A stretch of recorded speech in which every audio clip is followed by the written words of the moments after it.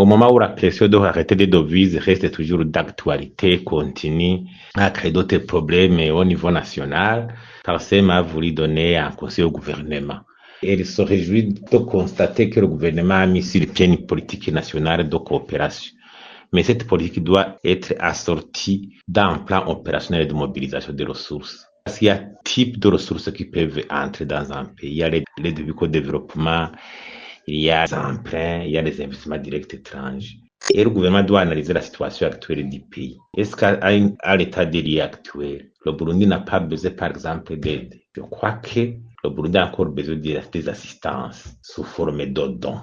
Parce que nous voulons justement nous passer de ce type d'assistance au moment où on va arriver à l'émergence en 2040. C'est même parmi les objectifs de l'émergence. Le premier objectif de l'émergence, c'est de se passer de l'aide publique au développement ou d'autres assistances sous forme de dons. Mais à l'état actuel des choses, je ne crois pas.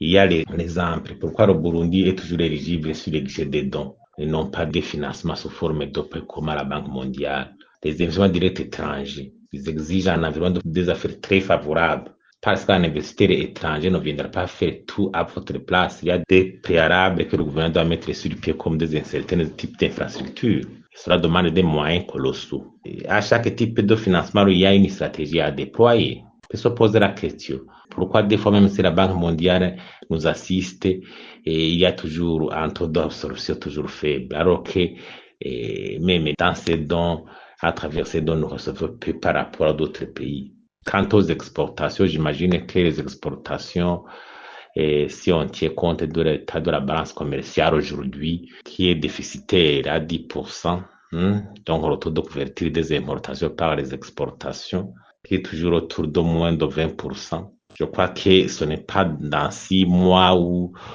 une année où les recettes en devises pourront inverser la tendance. J'imagine qu'il faut multiplier les ressources de financement pour faire face à cette situation. Sinon, la situation pourra se compliquer davantage. Deuxièmement, il faut penser à une bonne gestion transparente du prix de devises dont on dispose à la Banque centrale.